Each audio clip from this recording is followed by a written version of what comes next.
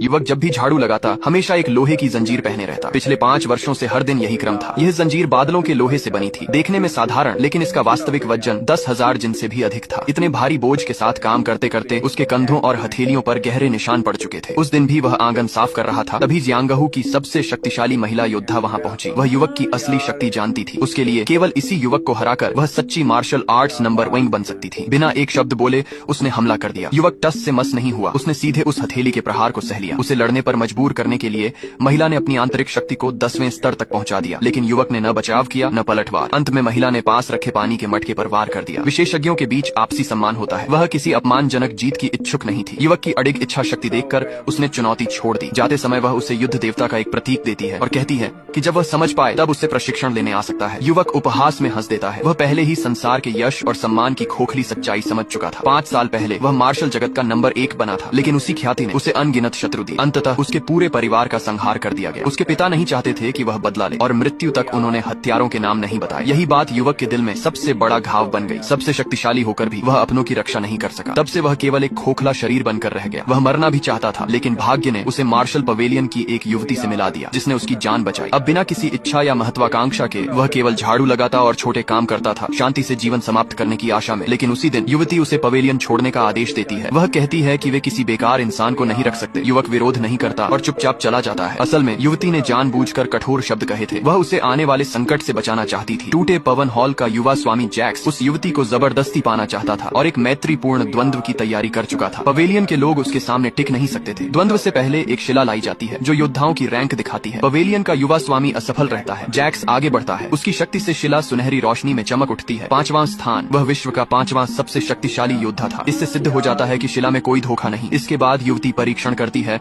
और पूरी ताकत लगाने पर भी केवल 25वां स्थान प्राप्त कर पाती है। जैक्स उसका उपहास करता है और आत्मसमर्पण की सलाह देता है, लेकिन वह स्पष्ट कह देती है कि मर जाना स्वीकार है, पर उससे विवाह नहीं। वह बार बार आक्रमण करती है और बार बार गिरती है। उसी समय युवक को सच्चाई पता चलती है। वह समझ जाता है कि युवती ने उसे बचाने के लिए ही दूर भेजा था। वह तुरंत लौटता है और उसे लहूलुहान देखकर निर्णय लेता है। दया का कर्ज चुकाना अनिवार्य होता है। वह आगे बढ़ता है और 5 वर्षों से पहनी 10,000 जिन वजन की लोहे की जंजीर को एक ही झटके में तोड़ देता है। यह दृश्य देखकर वहां मौजूद हर व्यक्ति स्तब्ध रह जाता है।